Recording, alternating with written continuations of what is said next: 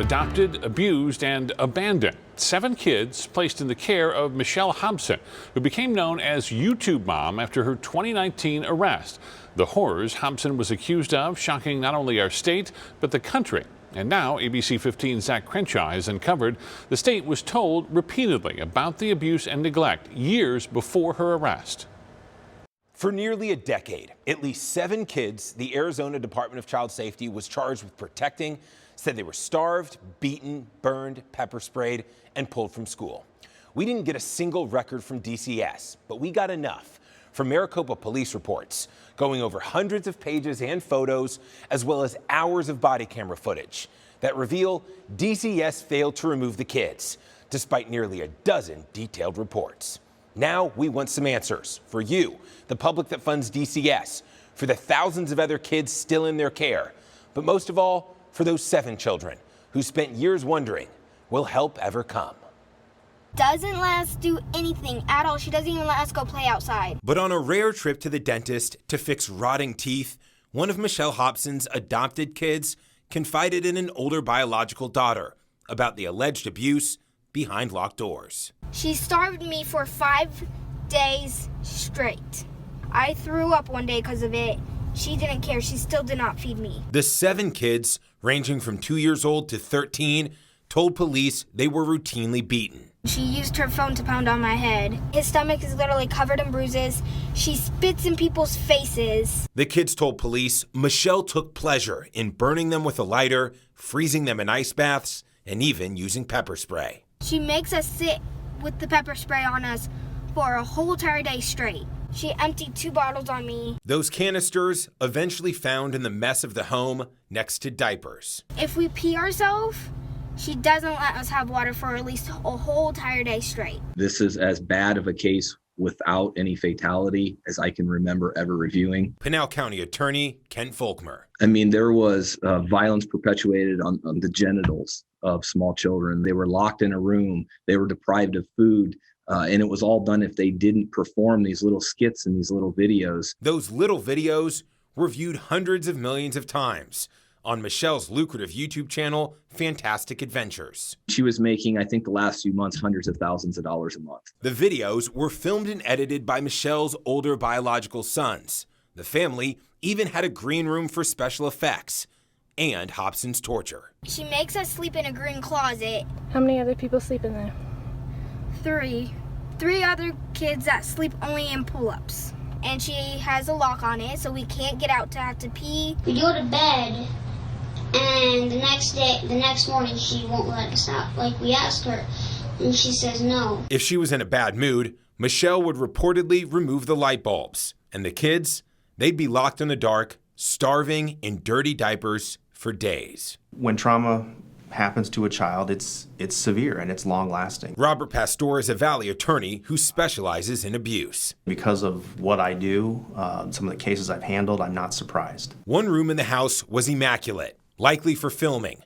The rest, filthy. While YouTube viewers were oblivious to the horrors off camera, Arizona's Department of Child Safety was not. It was a collective failure of the system. While their goal is to protect children, they seem to fail in that effort too frequently. Just moments ago, we told you about the horrors behind closed doors surrounding the so-called YouTube mom. Millions of viewers and neighbors had no idea it was happening, but DCS did know. Here's Zach Crenshaw with more of his investigation. Not only did DCS fail to catch the abuse during their monthly visits when Michelle was fostering 14 kids over a decade, some until 2019, but the state agency was alerted over and over about visible signs of neglect and abuse. In this police investigation, detectives detailed the 11 times between 2011 and 2019 that teachers, siblings, even the kids themselves told DCS they needed help. 11 times the kids were left with Michelle. The first documented April 2011. A babysitter told DCS the kids yell and cry after Michelle will lock them in a bedroom. DCS found the details unsubstantiated. 2 years later, May 2013, one child told her teacher, Michelle makes her stand in the corner when she gets home from school until she has to beg. Finding unsubstantiated. A week later, another report from the school outlining 3 years of general neglect. The adopted daughter, with mild intellectual defects, told her inquiring teacher Michelle took her toothbrush, which is why there was gunk all over her teeth and gums. The teacher told the agency Michelle was rarely involved, but had a fear of harm and retaliation due to the report.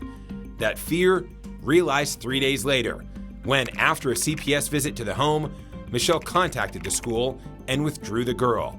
Records reveal Michelle gloated to the teacher, saying, quote, "The caseworker laughed at the allegation and did not take it seriously." Findings unsubstantiated. Do you go to school? Nope. I'm homeschooled, but I don't even do school homework at home or anything. Back to the DCS reports, and a year later, August 2014, a Gilbert daycare tells DCS Michelle's foster kids are unbathed, covered in feces, and have infected blisters and rashes all over.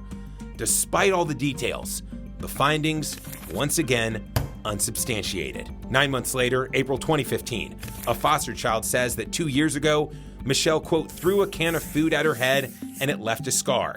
Was the scar ever looked at? We don't know, but the findings, you guessed it, unsubstantiated. 3 months later, July 2015, DCS is told that one of Michelle's girls has serious bruising, a horrible rash, and another daughter appears to be starving. Again, nothing was done, unsubstantiated. The most egregious failure, though, happened December 2017. A boy ran from Michelle's Maricopa house naked to avoid another beating. Michelle took a risk and called 911. Officers found the child shivering in a backyard. He begged them not to take him home, saying, "I'm being starved," and pepper sprayed. Officer Michael Takagi documented the kid's disclosures, writing, quote, "She keeps them out of school so officials don't see bruises or hits them in areas that are not visible." Then he called DCS. 6 days later, a DCS worker finally did a welfare check. Reports show she was told ahead of time, quote, "Mother is reported to know CPS and will brief the children and tell them she will hurt them if they say anything." How, after all of those details, Michelle managed to keep the kids is a mystery. But her older biological daughters told officers this in 2019. Every time it happens, they give her a heads up. They tell her what's happening because she's a part of the foster care system. They interviewed the kids right in front of her, right in front of my mother. DCS yet again found that abuse unsubstantiated, and they refused to give us any records, even after Hobson died due to health issues in late 2019. They want to keep this information under wraps. In hindsight, there was some mistakes. Maricopa PD also failed on multiple accounts. Officer Takagi never recategorized the juvenile problem to criminal abuse, so detectives were never flagged to investigate. His lieutenant, Mary Turner, also failed to review the report and catch his mistake. 2 years later, a supervisor would write, "The children were subject to more abuse because of their failures." In fact, Michelle retaliated.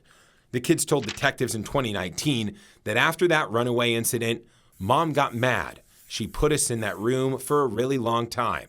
I think it lasted more than a day. So we got scared to tell again, because that was after the cops came once. For all their mistakes, Lieutenant Turner and Officer Takagi were suspended without pay for 10 hours, a single shift. Does that seem like appropriate punishment to you, given how many more months the kids suffered? Unfortunately, when we make mistakes as a police, the stakes are high.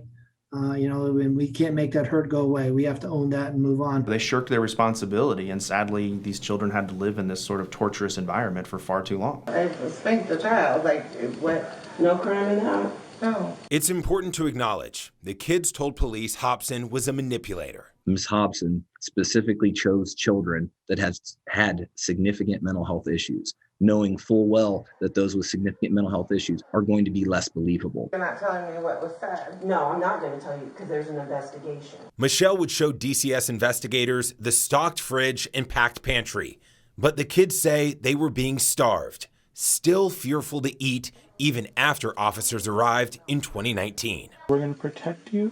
Is there anything in here that you want to eat right now while we're waiting? Seriously, anything. Look, you got some chips. She's got some in front of me. No, she's not. No, she's not. No, she's not. You're not going to talk to Mom right now. The children also said Michelle forced them to lie. Last time CPS and cops came, I wanted to tell them the truth, but they wouldn't let. My mom told me to say all lies, and if I didn't say lies, she threatened me and said she was going to kill me. Even with those lies, though, Pastor says DCS should have gotten to the truth. The idea that, oh, children lied and therefore we couldn't have known, well, that's contrary to everything that they're trained to do, which is to look at the totality of the circumstances, and you begin to put it together and you say, hey, there's something going on here. We need to look more closely. But a closer look never happened. As a result, we had a number of young children that suffered potentially irreparable harm. It's harm that will last a lifetime. The court said this is a person that you can trust, and they were violated so horribly. Many I've spoken with say Arizona's Department of Child Safety needs massive changes to better protect kids. Because there weren't adequate resources, they cut corners or they made judgment calls, and as a result, these children got harmed. We probably report to DCS, I would say, at least 5 times a day.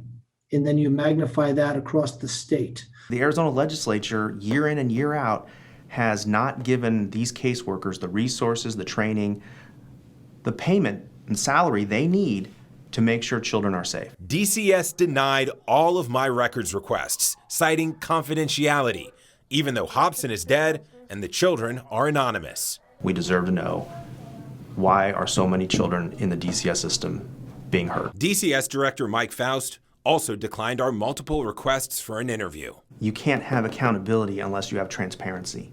And DCS is an organization that we know one thing. They do not like this type of information finding its way into the public domain. Do you think any of the kids should live there? No, I think they're not safe there. The older sister called this cell phone video a, quote, last-ditch effort to save her siblings. I want to get them out of there, and I don't want CBS to play their games. I want all my other sisters and brothers to be in a safe home. I love you, and I don't even know you.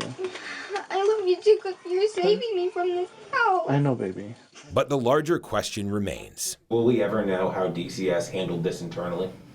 I hope so.